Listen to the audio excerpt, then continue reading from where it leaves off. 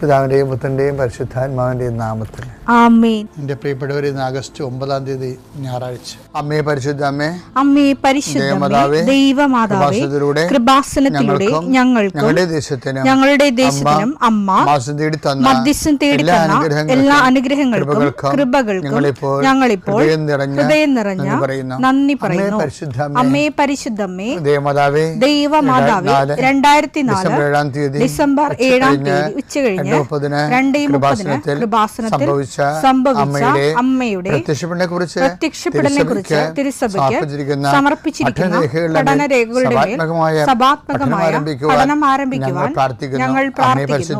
അമ്മേ പരിശുദ്ധമേ, ഭൂസ്വർലോകങ്ങളുടെ രാജ്ഞിയായ അങ്ങേയ്ക്ക് ഭൗമസംരക്ഷണത്തിനായി പ്രപഞ്ചപ്രകൃതിയെ തന്നെ തിരുസഭ പ്രതിഷ്ഠിക്കുവാൻ ഈ പ്രത്യക്ഷീകരണം വഴി ഇടയാക്കണമേ. പരിശുദ്ധമേ, ജപമാല മാതാവേ, സകല കൃപാസനം പ്രാർത്ഥനയോടും ചേർത്ത് ഞങ്ങളിപ്പോൾ പ്രാർത്ഥിക്കുന്ന ഈ കുടുംബത്തിന്റെ പ്രത്യേക നിയോഗം പറ മക്കളെ.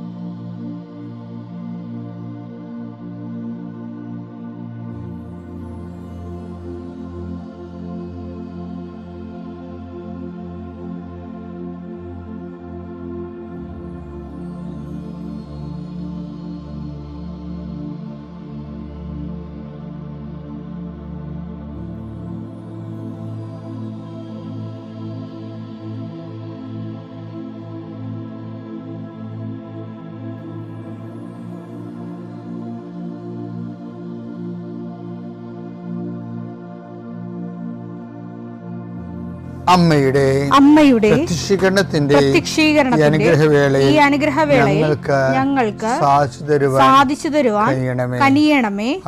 ആമേൻ. വിശ്വാസ പ്രമാണം.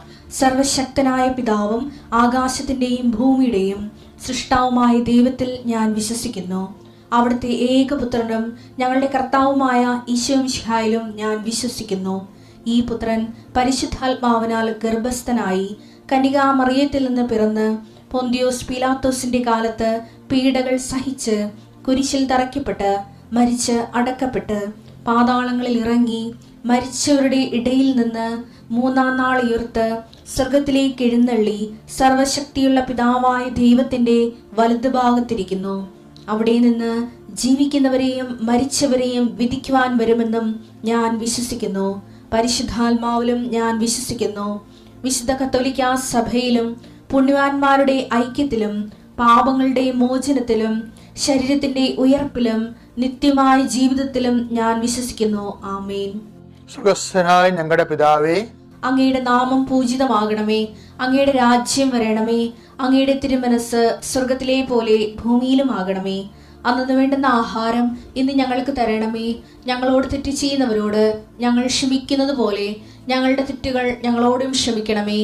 ഞങ്ങളെ പ്രലോഭനത്തിൽ ഉൾപ്പെടുത്തരുതേ, തിന്മയിൽ ഞങ്ങൾ രക്ഷിക്കണമേ. ആമേൻ. നന്മ നിറഞ്ഞ മറിയമേ, സ്വസ്തി. കർത്താവ് അങ്ങയുടെ കൂടെ സ്ത്രീകളിൽ അങ്ങ് അനുഗ്രഹിക്കപ്പെട്ടവളാകുന്നു. അങ്ങയുടെ ഉദരത്തിൻ ഫലമായി ഈശോ അനുഗ്രഹിക്കപ്പെട്ടവനാകുന്നു. പരിശുദ്ധ മറിയമേ, തമ്പുരാന്റെ അമ്മേ, പാപികളായ ഞങ്ങൾക്ക് വേണ്ടി ഇപ്പോഴും ഞങ്ങളുടെ മരണസമയത്തും തമ്പുരാനോട് അപേക്ഷിക്കണമേ. ആമേൻ. കർത്താവേ, നിന്റെ ഉന്നതമായ നാമത്തിന് സ്തോത്രം ചെയ്യുന്നു. കർത്താവേ, നിന്റെ വിശുദ്ധ പൗരോഹിത്യത്തെ മഹത്വപ്പെടുത്തണമേ. കർത്താവേ, സഭയിലുള്ള സാന്നിധ്യം പ്രകടമാക്കണമേ. 40 വർഷം ഞാൻ അർപ്പിച്ച കുർബാനയുടെ യോഗ്യതയാണ്.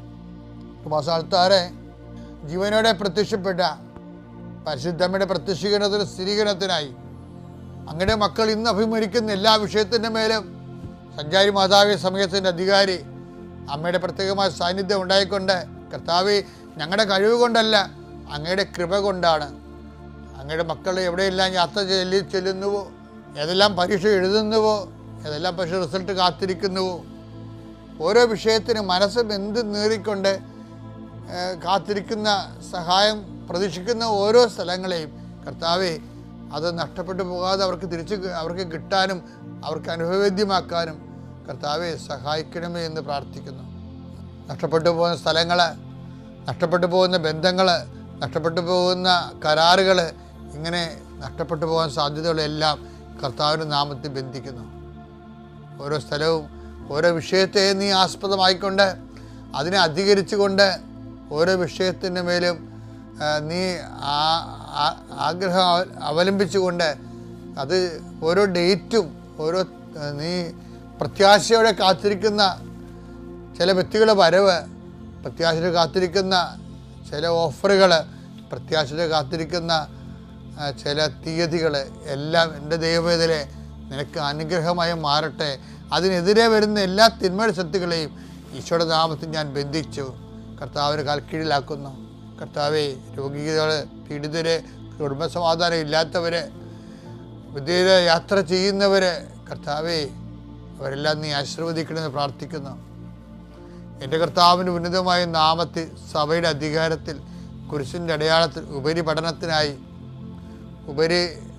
പഠനത്തിന് വേണ്ടി ചിന്തിക്കുന്നവരും ആലോചിക്കുന്നവരും അതിനുവേണ്ടി പരിശ്രമിക്കുന്നവരും അവരുടെ കഴിവിനേക്കാൾ ഒരു ദൈവത്തിൻ്റെ കൃപയാൽ അവർ ചെന്നെത്തേണ്ട ഇടത്ത് അവരെ എത്തിക്കാൻ വേണ്ടി പരിശുദ്ധമ്മ ദൈവമാതാവിൻ്റെ മധ്യസ്ഥ പ്രാർത്ഥിക്കുന്നു. രാമപുത്രൻ പരിശുദ്ധാത്മാവായ സർവേശ്വരെ നീക്കുവാമേ. എൻ്റെ പ്രിയപ്പെട്ടവരെ, ഉടമ്പടി പരിഗണിക്കുന്നത് ഉടമ്പടി മൂലം നമ്മൾ കൈവരിച്ച വിശ്വസ്തത, ആത്മബന്ധം, ഇതൊക്കെയാണ് ഉടമ്പടി നമ്മളെ ദൈവം ഓർക്കാൻ ഇടയാക്കണത്. ബൈബിളിൽ എഴുതിയിരിക്കുന്നത് പഴയ നിയമമല്ലേ? കീർത്തനം 74:20 അങ്ങയുടെ ഉടമ്പടിയെ പരിഗണിക്കണമേ. അങ്ങയുടെ ഉടമ്പടിയെ പരിഗണിക്കണമേ. പഴയത് ദൈവം ഇങ്ങോട്ട് വന്ന് എടുത്ത ഉടമ്പടിയായതുകൊണ്ട് ഞാൻ നേരത്തെ പറഞ്ഞിട്ടുണ്ട് നിങ്ങളോടത്. ജനങ്ങൾക്ക് തീർച്ചയായിട്ടും ആ ഉടമ്പടി അനുസ്മരിക്കണമേ എന്നൊക്കെ പറയാൻ പറ്റും. പക്ഷെ നമ്മളെ സംബന്ധിച്ചിടത്തോളം നമ്മൾ അങ്ങോട്ട് എടുത്തിരിക്കുന്ന ഉടമ്പടിയാണ്. അപ്പോൾ അത് അനുസ്മരിക്കണമെന്നുണ്ടെങ്കിൽ ആ ഉടമ്പടി നമുക്ക് നൽകുന്ന ആത്മീയമായ ഒരു ജീവിതമുണ്ട്, ഒരു ദൈവത്തോടൊരു ആത്മബന്ധമുണ്ട്. അപ്പോൾ അത് ദൈവത്തിന് പ്രൂവൻ ഫാക്റ്റ് ആയിരിക്കണം. എന്ന് വെച്ച് കഴിഞ്ഞാൽ നമ്മളെ കാണുമ്പോൾ നമ്മുടെ കഴിഞ്ഞ കാലങ്ങളിലുള്ള ഇത് കാണുമ്പോൾ ദൈവത്തിന് തോന്നണം നമുക്ക് വിശ്വസിക്കാൻ പറ്റിയ ഉടമ്പടിയിൽ സത്യസന്ധമായിട്ട് ഡിപ്പെൻഡ് ചെയ്യുന്ന ഒരാളാണ് നമ്മളെന്ന് തോന്നണം. എൻ്റെ മകളെ ഏറ്റവും വലുത് അത് തന്നെയാണെന്ന് എനിക്ക് തോന്നുന്നത്. കാരണം വെച്ചാൽ ഒരിക്കലും ദൈവം ഒരാൾ പരിശോധിച്ച് കണ്ടെത്തിയെന്ന് പറഞ്ഞു കഴിഞ്ഞാൽ, ദൈവം ഒരാളെ വിശ്വസ്തനായിട്ട് കണ്ടെത്തിയാൽ പിന്നെ അവൻ്റെ വിശ്വസ്തയും വിശുദ്ധിയും ഒക്കെ ദൈവം തന്നെ സംരക്ഷിക്കാനുള്ള സംവിധാനം ഉണ്ടാക്കും. അവർ ഈ മനുഷ്യൻ എന്ന രീതിയിൽ എന്തെങ്കിലും ചാബല്യമോ അല്ലെങ്കിൽ എന്തെങ്കിലും അശ്രദ്ധയോ ഉണ്ടെങ്കിൽ ദൈവം അതിൽ വീഴിക്കാതെ ദൈവം കൊണ്ടുപോകും. അപ്പം അതാണ് എൻ്റെ പരിശുദ്ധനെന്ന് പറയണത്. എൻ്റെ പരിശുദ്ധൻ അഴിഞ്ഞു പോകാൻ അനുവദിക്കത്തില്ല. ബൈബിളിലെ ഏറ്റവും രസകരമായ വാക്കാണ്. സങ്കീർത്തനങ്ങൾ 16:10. സങ്കീർത്തനം 16:10. അവിടുന്ന് എന്നെ പാതാളത്തിൽ തള്ളുകയില്ല, അങ്ങയുടെ പരിശുദ്ധൻ ജീർണിക്കാൻ അനുവദിക്കുകയില്ല. പരിശുദ്ധൻ ജീർണിക്കാൻ അനുവദിക്കത്തില്ല. അപ്പോൾ നീ തകർന്നു പോകാനോ തരിപ്പണമാകാനോ ദൈവം അനുവദിക്കത്തില്ല. ആരാണ് നീ? ദൈവത്തിൻ്റെ പരിശുദ്ധൻ. അത് പരിശുദ്ധൻ എന്ന് പറഞ്ഞാൽ ആരാണ്? ഉടമ്പടിയോട് വിശ്വസ്ത പാലിക്കുന്നവൻ. ഉടമ്പടി വിശുദ്ധ പാലിക്കുന്നവൻ. നീ അവരെനിക്ക് കെണികൾ വെച്ചു, ഞാൻ ഇടത്തോട്ട് തിരിഞ്ഞു നോക്കി, ഇനി അറിയുന്നവരാരുമില്ലെന്ന് പറഞ്ഞില്ലേ? കെണികൾ വെക്കാൻ പോലും ദൈവം അനുവദിക്കത്തില്ല. ക്രിസ്തുവിന് അസൈൻ ചെയ്ത് കൊടുത്തിട്ട് വിക്കേരിയസ് സഫറിങ്സിൻ്റെ ഭാഗമായിട്ടുള്ള രോഗരക്ഷാർത്ഥമായിട്ടുള്ള അവിടുത്തെ പീഡകളിലൂടെ അവരുടെ മുറിവുകളിലൂടെ നമ്മുടെ പാപങ്ങൾ പരിഹാരം ഉണ്ടാകുന്ന ഒരു സുവിശേഷ റിഡംപ്റ്റീവ് പാക്കേജാണ്. അതല്ല ഞാൻ പറയണത്. മറിച്ച് നമ്മൾ തന്നെ കർത്താവിൻ്റെ വിശ്വസ്തനായി നിന്നാൽ വിശ്വസ്തന് വീഴ്ചയില്ല. വീഴ്ച വന്നാൽ കർത്താവ് താങ്ങും. പിതാവിൻ്റെയും പുത്രൻ്റെയും പരിശുദ്ധാത്മ നാമത്തിൽ.